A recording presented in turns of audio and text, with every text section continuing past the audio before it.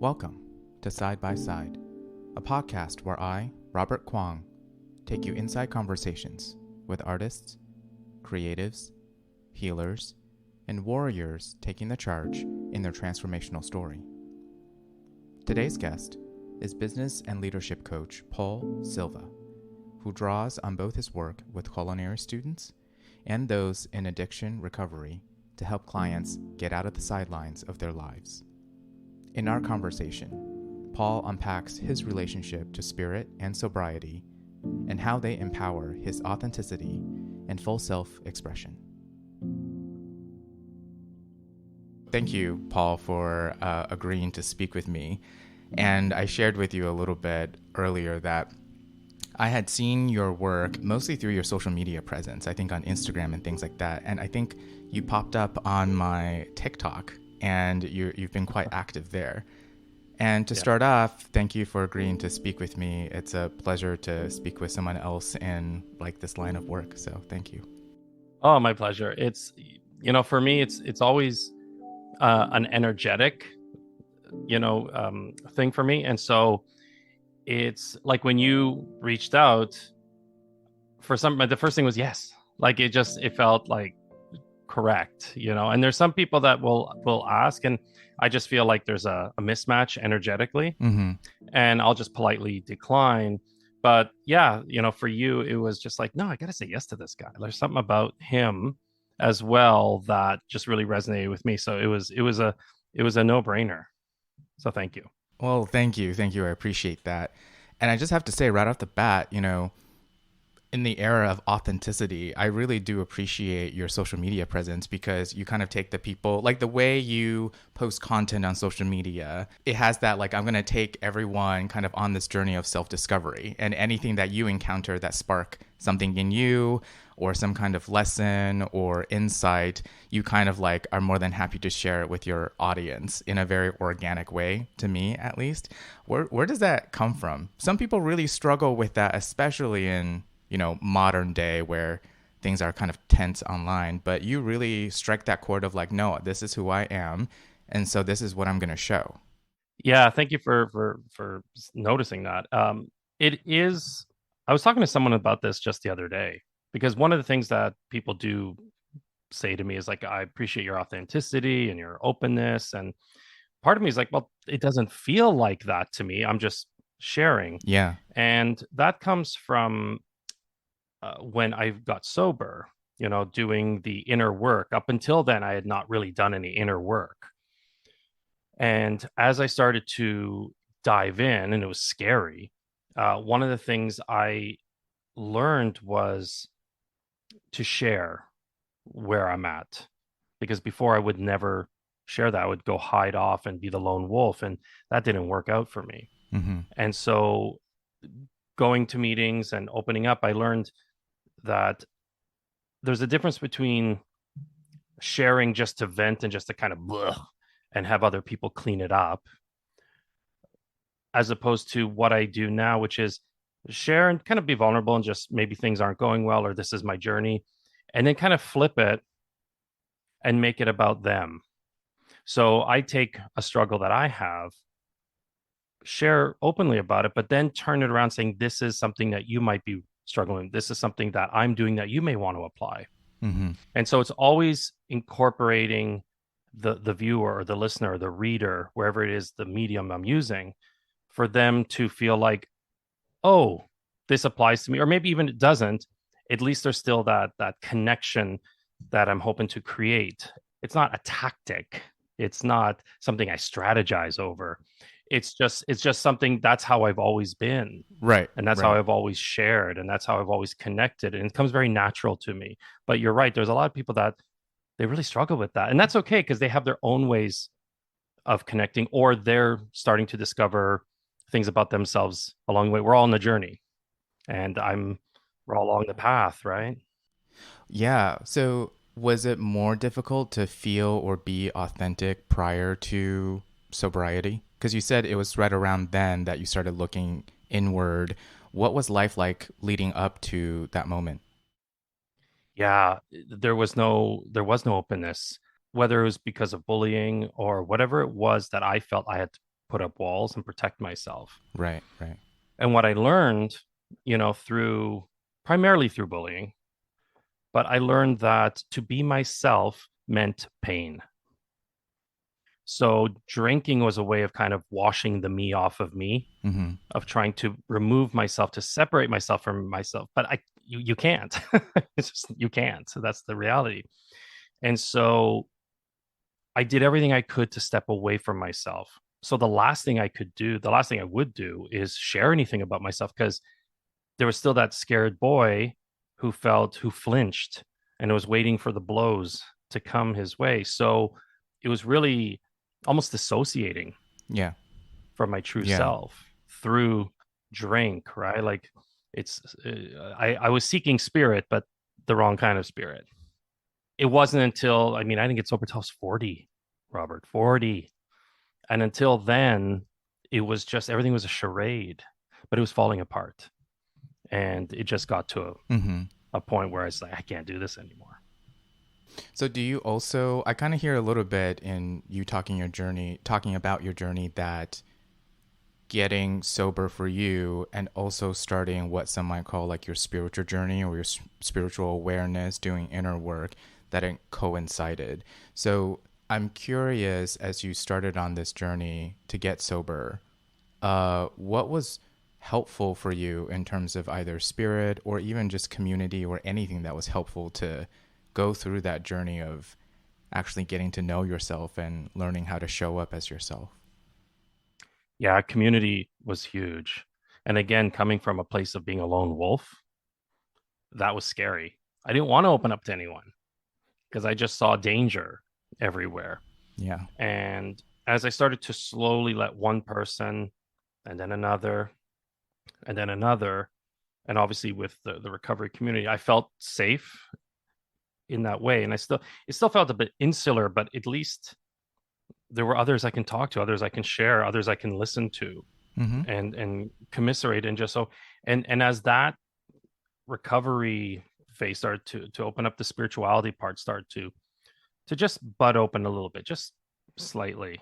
And it wasn't until a couple of years later that really started to open up. But there was always that thread. There was always that thread. It was very interesting. When I'd be in my drinking days, sometimes I had to take a break. Like there was a point where my body hit its limit in terms of just it couldn't do it. So there'd be times I would take like a couple days off of drinking. And Mm-hmm. for some strange reason, I was drawn to books about religion or books about spirituality. But I didn't understand why I was drawn to that. I had no idea. I wasn't religious, it was nothing. Books Mm-hmm. about God, books about the universe. And I was like, what am I reading? I don't, it wasn't, Were you raised religious? I went to Catholic school, Okay. but my parents were not religious. We didn't go to church on Sundays or anything. But I feel like they just wanted me to be in a Catholic system, Gotcha. and so I don't have anything. I don't have any attachments or Yeah. resentments or issues around religion. Mm-hmm. Um, but what came to me later, much later, was again I was seeking something that was outside of myself. Even though I was learning about myself, I'm also learning that there's a connection between us here in this body, this vessel, and something greater than ourselves. And it was just really pulling the threads together on this. And it took me some time to really connect all those dots. But even early on, even in the throes of my addiction, I knew there was something beyond what I could see in the mirror. Mm. How does that feed or impact where you are now and the work that you're doing, as a coach, as a mentor, just like a community member? What did all those, how do they feed into kind of the place that you are now and the work you do? Great question. I'd asked myself that many times Yeah, because, right. I knew that there was something that, because I feel like there's a reason for a lot of these things, and there's a reason why all of these different paths. It feels like they're converging, and in my work, working with people, that's energy, right? Even though it could be very tactile results. It's energy. You're working with people's energy.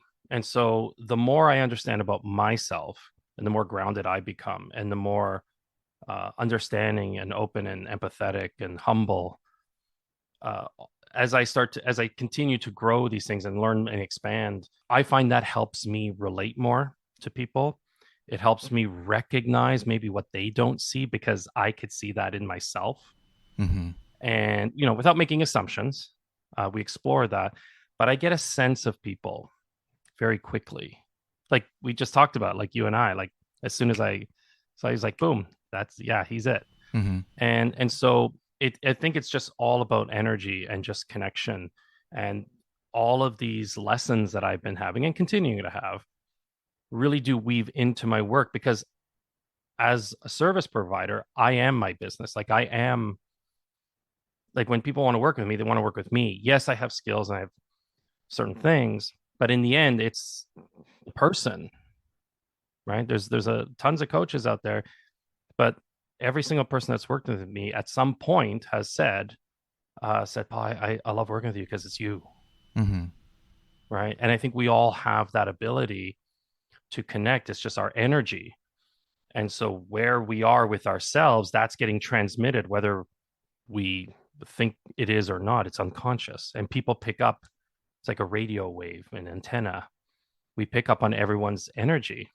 And so the question is, where are you with your energy? Right, right. And spiritual practice or being connected to spirit is one way that you could connect with your energy and also find ways of grounding your energy. It's kind of what I hear a little bit. Is that correct? Precisely, at least for me. Yeah. And the spiritual practices that I have worked with and or continue to work with, I don't do a lot of the practices per se. I think I've integrated a lot of things. It is about that grounding. When I'm off, when I feel off, when my habits shift or when I see my perception shifts, I know that starts with me. There's something in me that is not connected. And that's that same, I recognize that same disconnection I had when I was drinking. Right. And so I can pick it up. Like it has a certain flavor to it. Mm-hmm. And I know it's like, okay, I'm disconnecting. Where am I? Where do I need to reconnect? Like where's the sore spot here? And really kind of looking within. And that's the beauty of doing the inner work, is you get to see and recognize more your inner landscape and how it's shifting, and maybe where you might be straying in an area that normally you're more connected and grounded to. Yeah, it's something I would say as a coach and working with clients, it's something I've noticed, and that is something where you rely on your gut instinct, if people call it that, or intuition, what have you, is that noticing when people start to disconnect and versus when they're really in it and they're really alive when they're talking about something they're working on or that they want. And then the moments like when you've gone through the struggle, you notice when someone starts to disconnect even from themselves. And I've found doing the inner work for me and understanding myself a little bit, it's easier to be with others and notice those moments and those important inflection points in working with someone in particular. What are some things that you feel like people often struggle or they have a tendency to want to disconnect, as far as it could be issues or just like things that have come up in your client work where you notice people struggle to stay with it and want to start disconnecting? Well, I love that question. There's a lot of disconnection, I feel. And again, we see through filters. And so I see my biggest struggle has been self-love and self-acceptance and self-forgiveness. So I'll tend to see through that lens. But I do see people, a lot of clients who feel disconnected from their true, authentic, higher self, whatever you want to call best self, future self, higher self, inner knowing self. There's a disconnection. So they tend to go more on the left brain side of things and try to justify and rationalize and quantify and put on a spreadsheet and try to make it sense, Ah, okay. when there's this other side that is like, I call intuition like a whisper at a rock concert. And if you're not used to tuning into that frequency, that voice, it gets it gets uh, it gets shouted down by fear, by worry, by doubt, by what will others think? What will I think? What if I fail? What if I succeed? All these thoughts. So it keeps them small and it keeps them from growing. So because the lesson for me is always move into intuition, move into quiet, move into stillness, move into mindfulness, move into asking questions, move into, and get that knowledge and wisdom there. And people fear that. They fear maybe, like, because people know, like, intuitively people know when they're off the path, but they'll continually draw their energy away from there and stay on a path that is like way that they're, quote unquote, supposed to do things. Mm-hmm.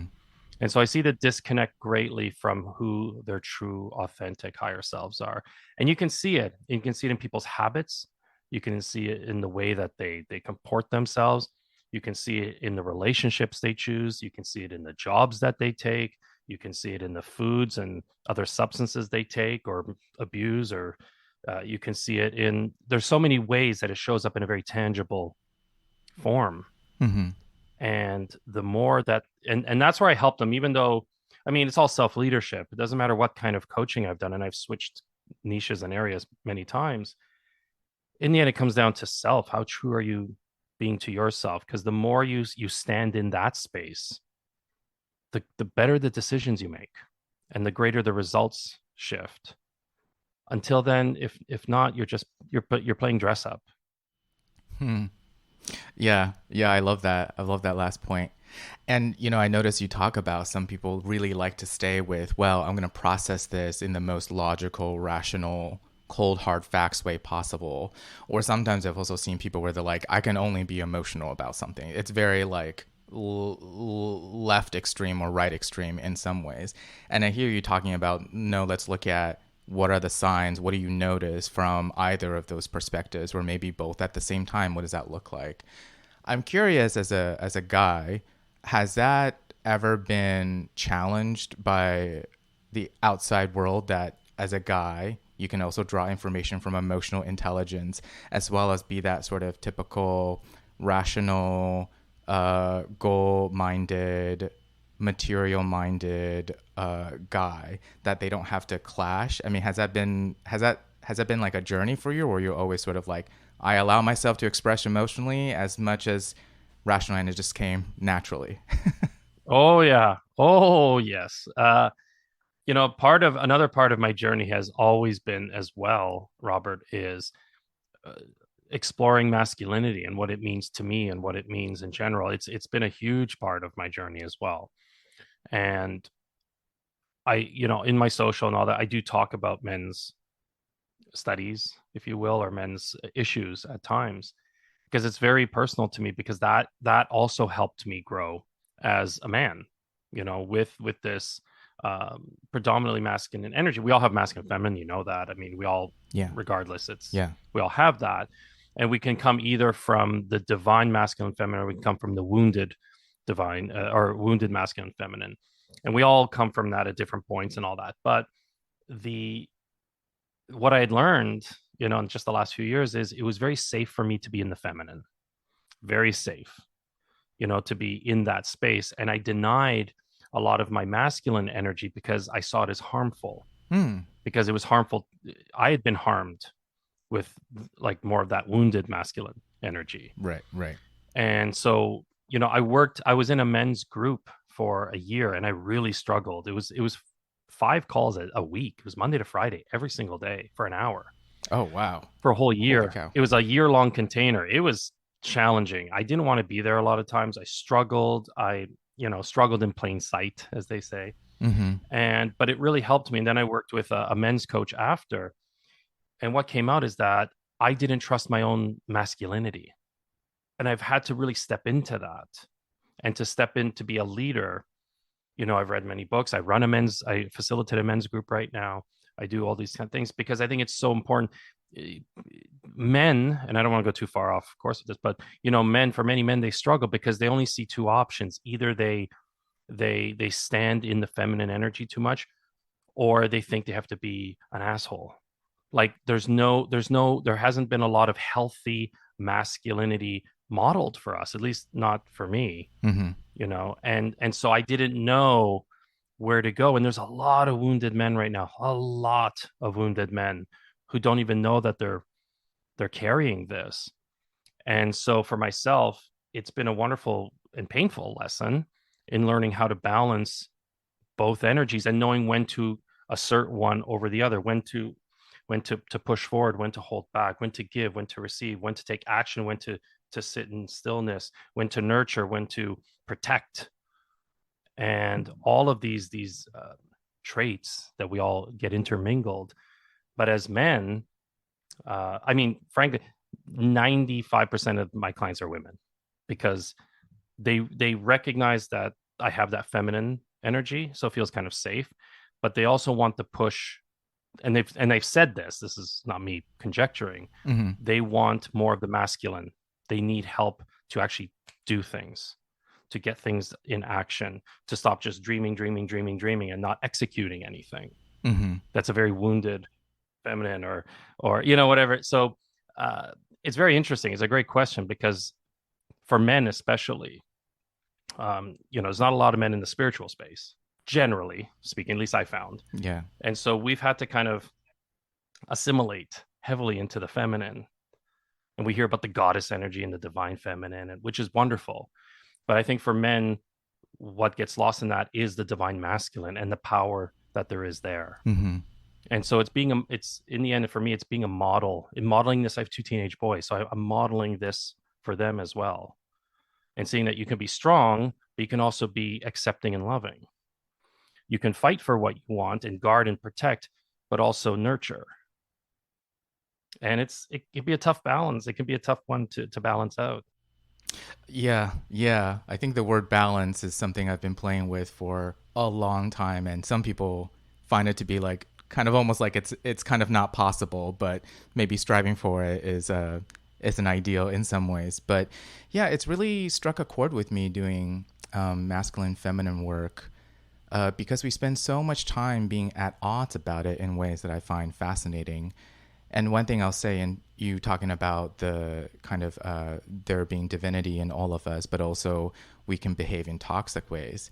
For sure, we've all seen a society where people, an individual, can choose toxic, generally perceived masculine or feminine behaviors from a place of being wounded, or from a place where they actually genuinely, this is authentically how my being is and how I show up, versus I am really hurt and I need to take it out in some way. Yeah. And society has all these different ways of us being able to sabotage and make all sorts of assumptions. So, in talking to you about some of your life's journey, this is kind of what I've been thinking about.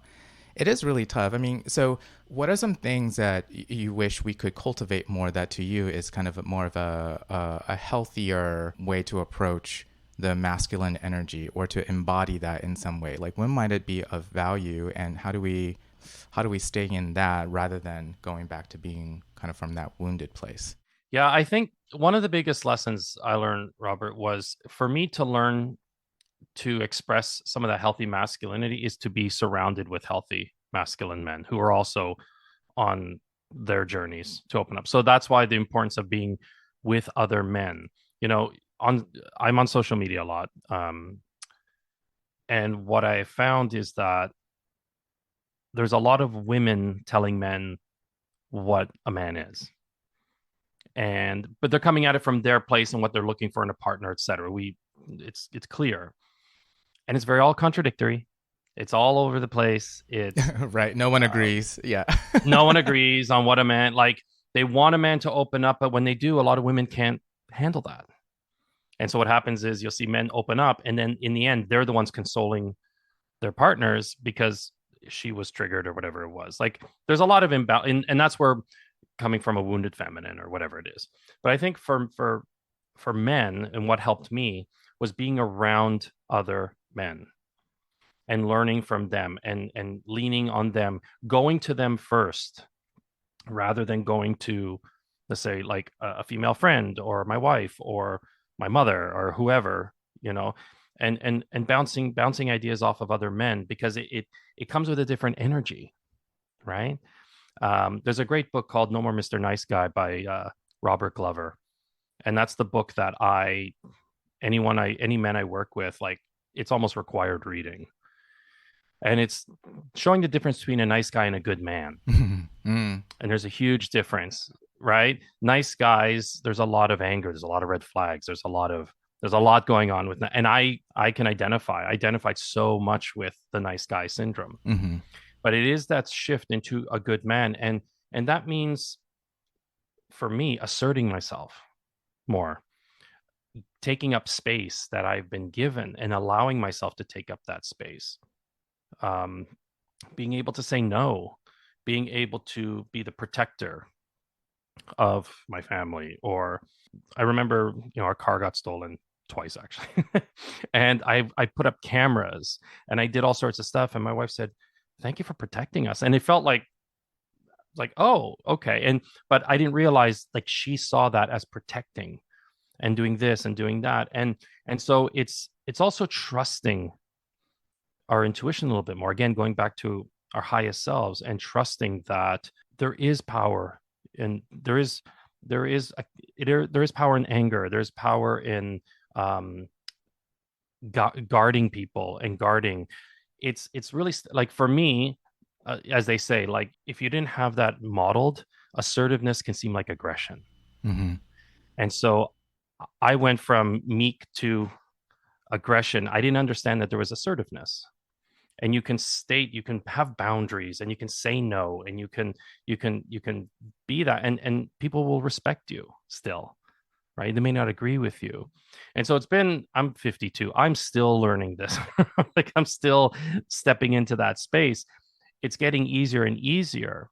And it's easy for me to, like, I can catch myself recoiling into the feminine when there's fear around, as opposed to going into the divine feminine when it's needed. And so it is a balancing act. Okay. It's so hard. Yeah, but no, thank you for distinguishing that. Going kind of as an instinct, going into some sort of feminine behavior when you're in survival mode versus, oh, I'm choosing to stand in like the feminine power or choosing to stand in compassion, which some people Mm-hmm. decide to be a feminine trait, and if that's how you see, then great, I'm standing in the feminine in that moment. But yeah, thank you for sharing that.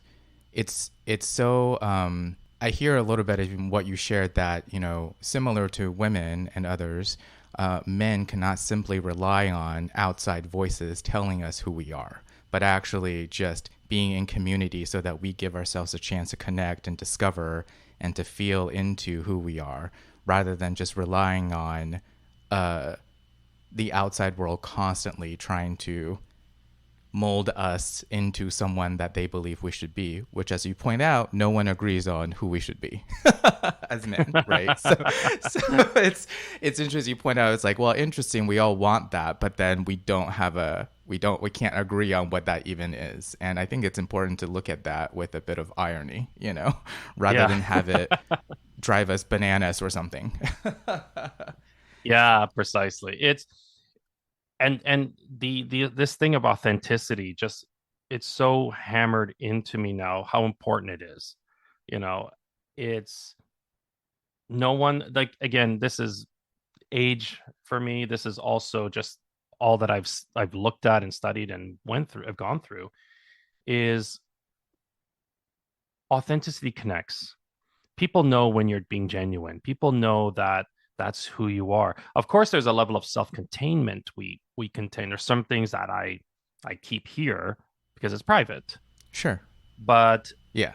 but I can be myself, warts and all, and be okay with it. That's the thing. I think that's what discerns how I am, and where people, there might be a gap for people, is I'm okay being transparent. I'm okay telling on myself. I'm okay opening up and saying, "Yeah, look at this. Look at these scars." And being okay with it because I'm okay with it. Mm-hmm. And so to me, that shows healing. I think if there's shame Yeah. in there, that there's it's a wound, not a scar. Right. And there's a difference when you come from a wound and you come from a scar. And the wound obviously is still healing, and they're very raw, and it's very sensitive to the touch. But when you come from a scar, there's been healing. Mm-hmm. And I think it's important to model that healing and to show that it's okay to have scars. It's okay to have the war wounds. Yeah. That's what builds us up. That's what bolsters us. That's what gives us Mm. more of an impetus to share and help others. I mean, you and I we're in a service where we want to help others, and that's what we do, and we use our experiences as a springboard. Yeah, it's so funny you talk about authenticity, but also you do honor there are some things that's for you, because it's like you said, that is it a wound or a scar? And my intention when I work with someone is not to just demonstrate that I can get wounded and just show them all of the wounds, but also to say, hey, we all have scars, but here's how you can make a commitment to living life to the fullest with these scars, rather than just like, hey, I'm wounded, this is what everyone gets to see. Because you're right, we do need to respect boundaries and everything. So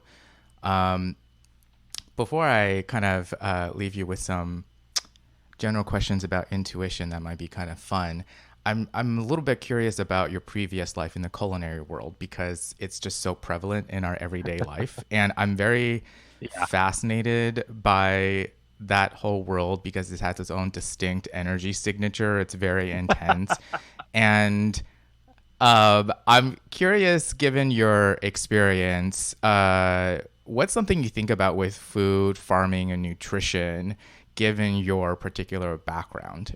Because this is an issue that nobody can avoid. We all deal with the act of consuming and dealing with farming and all of it, right? And you've been a part of that world. So I'm curious. I wanted to throw this question at you.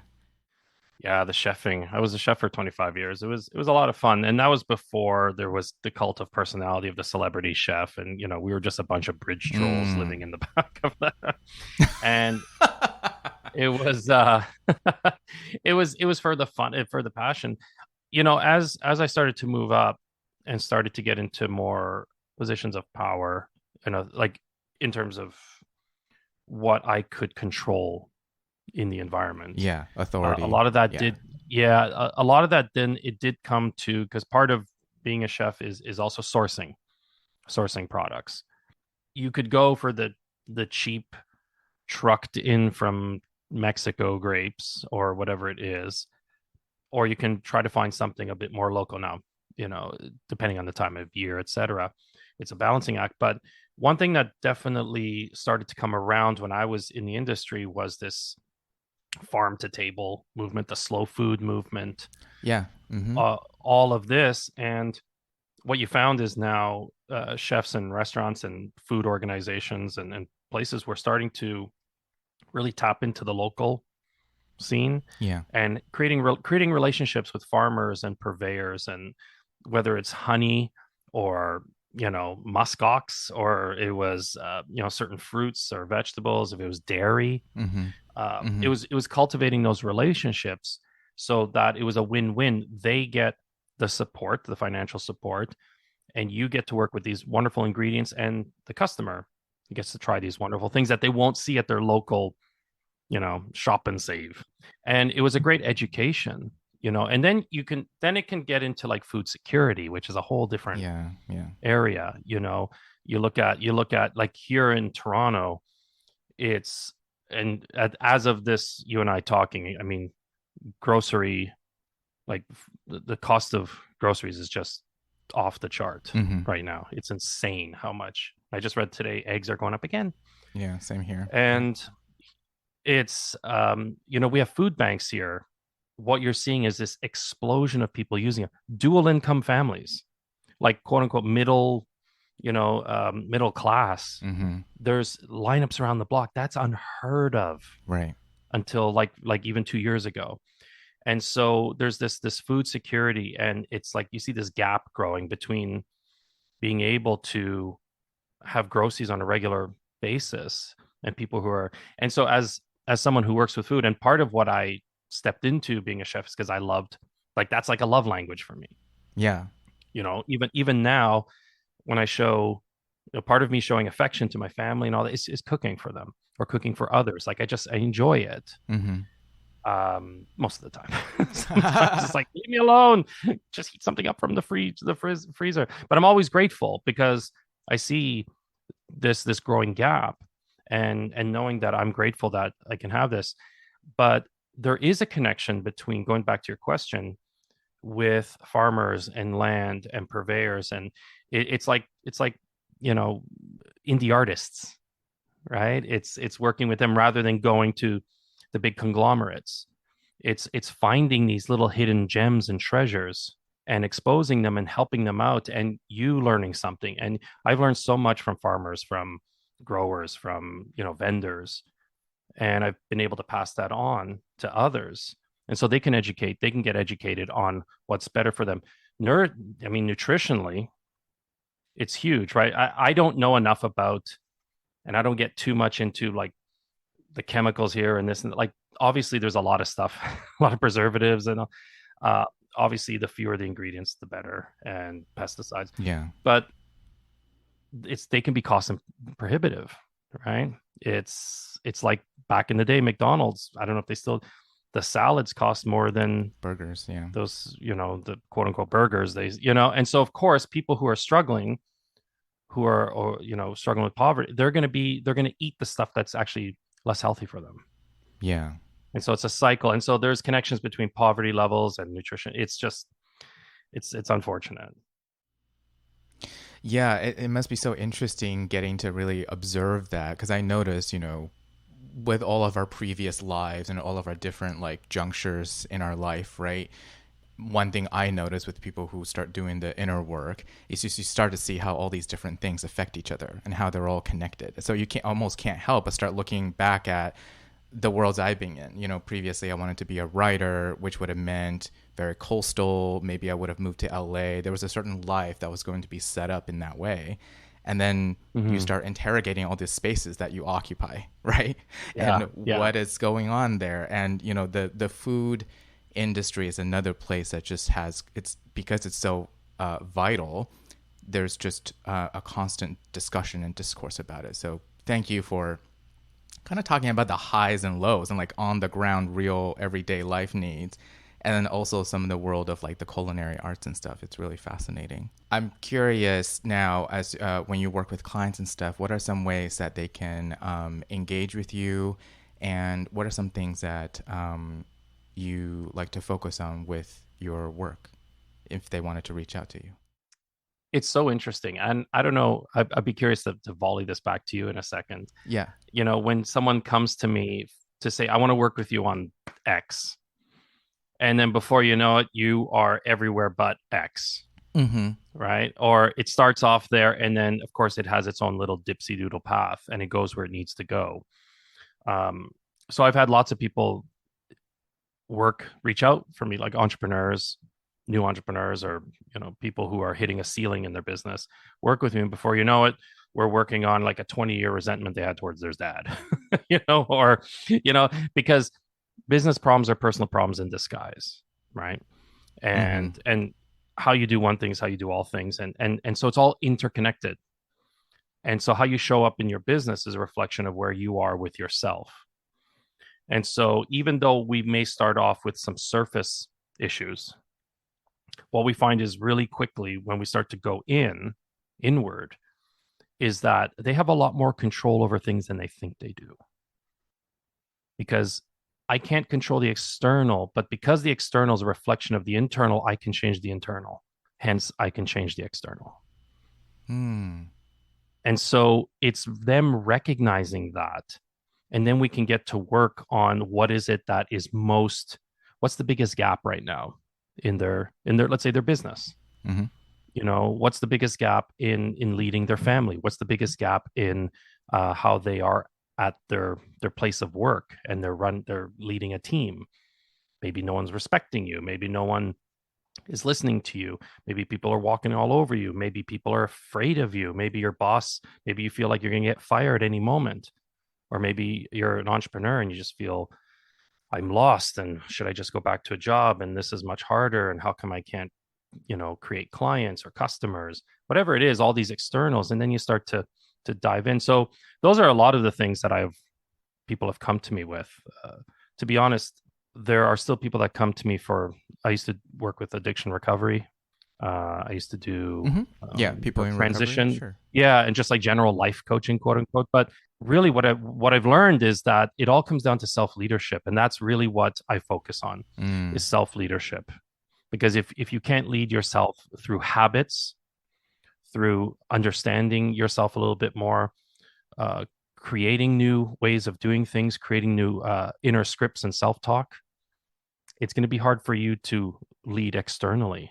And I think that's the culmination of all the lessons that I've learned until now. And that's why I'm excited. That's why I talk about it so much, because it's still my journey. And I've learned a lot. And things have changed for me because of making those changes. Everything from the masculinity part to the spiritual part to like all of that. It all converges. And it's so important for people if they want to change, because you have to want it. Mm-hmm. That it comes down to that. So that's the kind of work I do. So on the external, it seems like business and entrepreneurship and all that, but eventually it does go a little inward. Oh yeah, doesn't it I'm always? sure you know. Yeah, right before you know it. Thank you, Paul. So I noticed I was trying to think of a interesting final question. And, just because I've seen your social media, I kind of noticed that you have this spontaneity about you. Like if you capture some kind of something, you get a download, you really can express it in a way that still resonates and connects. So Yeah. what's been something you've noticed recently that's been kind of a magical moment for you? Like it could be anything. Magical moment. Ooh. I can tell you're a great coach. You got great questions. um magical magical moment. Well, you're right about the in the moment stuff. That's why I can't plan my content ahead of time. That's why I can't batch create. Yeah. Because once the energy of that, whatever it is I need to share, once it's gone, it's gone. And so if I start recording something and I wait till the next day to post it, 95% of the time I won't post it because I'm not in that moment anymore. I'm not in that energy anymore. And so I feel like it's like just being a conduit, just like a translator, right? Like, you get that energy from source and then you got to, boom, it's got to go out. Mm-hmm. As opposed to here's three things that you can do to, that's fine. Educational content is great. Mm-hmm. But when you get that inspired action, it's important you take the action as soon as possible. The magic moment, I would say for me, it's when I hit that moment when it comes in so clearly, and you just and like for me that would look like a one and done in doing a video, like where I just get it all out in one shot. Yeah. It Yeah. feels aligned. It's done. When I struggle, when I'm having to take 20 takes and I have 37, clips on my my camera phone. Oh yeah. Been Uh, there. Yeah. yeah. Then it's like sometimes I just stop and like this is not happening anymore. But it's when it's like I'm not doing it. And I got to edit this. Forget it. But it's those little clear, quiet, crisp, flowing moments, Mm-hmm. and it just comes out in such a way that you go, where did that even come from? Like it's almost channeled. And to me, those just feel great. And those are the ones that people resonate with the most because again, it's all energy. Yeah, but you're so right. We are so accustomed to, again, boxing ourselves in. Like you get a thought like that, and people, like oftentimes, if you don't catch it in that moment, you're for sure gonna forget it. It's like trying to remember your dream after so long. Yeah. You're not gonna be Yeah. able to. And so, someone who kind of understands that is able to sort of capitalize off of that moment is just kind of great to see, especially as someone who has been pretty like very overly planned with like anything I put online lately. I saw that as a little bit of a challenge to myself of like, boy, I have these moments, but I don't ever have the courage to actually like capture them and just see what happens. So maybe this is a little sign for me to step into more authenticity in that way, alongside all of the other planned and scheduled stuff, of Yeah. course. Yeah. Yeah. Yeah, yeah. There's nothing wrong. There's nothing wrong with having certain things planned, like especially if you have a launch and all that kind of stuff. Sure, there's nothing wrong with that. But there's is always lovely to create space for the spontaneity, and I think that's the one that tends to connect most. No, it is because it's important to me, but truthfully, planning out the content, I don't always feel like they're seeing like the most authentic side as much as like I'm just trying to be clear with what I'm doing. I'm clear with the intentions. It's educational. It's not really about my emotionality necessarily, but with authenticity, of course it is. So anyway, thank you for showing your authenticity to the world, and it was a pleasure talking with you today, Paul. Thank you. Oh, thank you, Robert. This was fantastic, and it was a pleasure. And thank you for creating this space where it just feels cozy and lovely, and being able to just share without having to filter anything. So thank you. Yeah, thank you. I'm so glad that you didn't experience it as a work call. Oh my goodness. Thanks. Thank you for tuning in. Listeners are welcome to connect with me over Instagram and LinkedIn. You just have to search my name, and I love to hear from you.